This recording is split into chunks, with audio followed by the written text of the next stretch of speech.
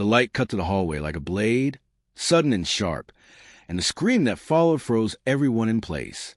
In that instant, a single decision was made that would unravel months of quiet pain, hidden courage, and a truth no one else had bothered to see.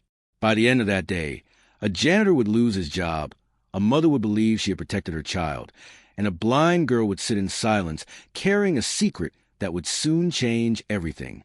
Before we go deeper into the story, take a moment to like, comment, share, and subscribe to the channel if you believe in kindness quests, second chances, and the quiet heroes who walk among us unseen. The woman was named Rebecca Whitmore, a devoted Christian mother living in a quiet suburban town in the United States. Her life had been shaped by loss early on when her husband passed away, leaving her to raise their only daughter alone. That daughter, Emily, had been born blind due to a rare condition that doctors explained with careful words and limited hope. Rebecca poured her entire being into protecting Emily from a world she believed would never understand her. Protection slowly turned into control, and control quietly became fear. Emily attended a private school for children with special needs, a place Rebecca trusted more than anyone else. She believed the building itself was safe, predictable, and gentle. What she did not see were the long corridors after hours, the shadows, the sounds, and the way her daughter tensed every afternoon when the sun dipped lower. Emily never complained. She never asked questions. She had learned that silence made life easier. The janitor was named Michael Harris, a middle-aged man with rough hands and a soft faith that guided his days. He worked nights, cleaning classrooms and hallways long after students went home. His life had not been easy.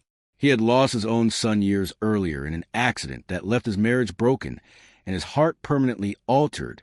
Since then, he noticed small things about children, especially those who could not speak their fears aloud.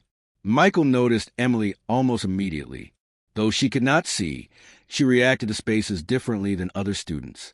She paused near certain doors, stiffened at certain sounds, and always breathed faster when passing one specific wing of the building. Michael never approached her directly. He watched. He listened. He prayed quietly while mopping floors. One evening, during a late school event, Emily had stayed longer than usual. The halls were dim and the building echoed. Michael was cleaning near the old storage wing, an area rarely used. He noticed Emily standing alone, frozen, her hands clenched. Something about the air felt wrong to him. Without thinking of rules or consequences, he turned on his flashlight and slowly swept the beam across the darkened doorway, angling it low, careful not to blind her but to illuminate the space she feared. That was the moment Rebecca arrived. From her perspective, all she saw was a janitor shining a bright light near her blind daughter. Panic surged instantly. Every protective instinct exploded. She assumed the worst without hesitation. Her voice rose. Administration was called. Michael was escorted out before he could explain anything fully. Rebecca demanded immediate termination, convinced she had saved her child from danger. Michael left that night with his job gone and his heart heavy, but not angry. He was worried, not for himself, but for Emily. The days that followed were tense. Emily became quieter.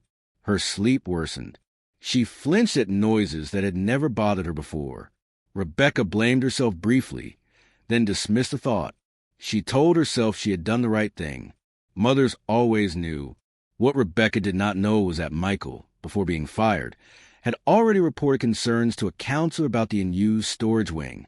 He had noticed irregularities, doors unlocked when they should not be, sounds when the building should be empty. His report had been buried under paperwork and assumptions. Without Michael's quiet presence, things escalated. One afternoon, Emily had a breakdown at school, something that had never happened before. She clung to her desk, shaking uncontrollably. The staff could not calm her. It took hours before she whispered fragments of fear into a counselor's ear. Not words, but sensations.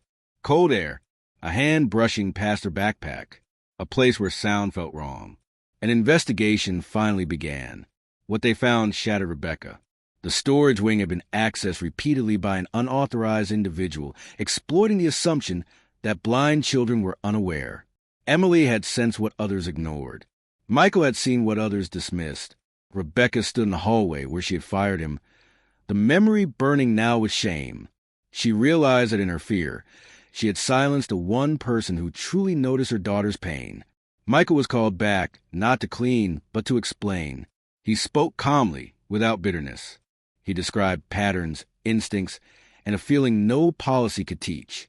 He never said he forgave Rebecca, but his actions made it clear that bitterness had no home in him. Emily asked for Michael to be present during the final safety review. She trusted his presence. She felt safer knowing someone believed her, without needing proof first. Rebecca changed after that. Not overnight, but deeply. She learned that protecting a child did not mean controlling the world around them, but listening when fear spoke softly. She began advocating for better systems, better training, better respect for intuition. Michael was rehired, this time with a different title: safety liaison, observer, protector in quiet spaces. Emily began to heal. She learned that being blind did not mean being powerless. She learned that being seen did not always require eyes, only someone willing to pay attention. Near the end of this story, if it touched your heart even a little, please like this video, share it with someone who believes in compassion, and subscribe to support stories that remind us of humanity. And before the ending, we ask you to comment below with your thoughts on how often quiet warnings are ignored simply because they come from unexpected voices. Because sometimes the greatest harm is not caused by cruelty, but by fear wearing the mask of protection. And sometimes the greatest heroes are the ones who shine a light not to harm, but to reveal what no one else is brave enough to see.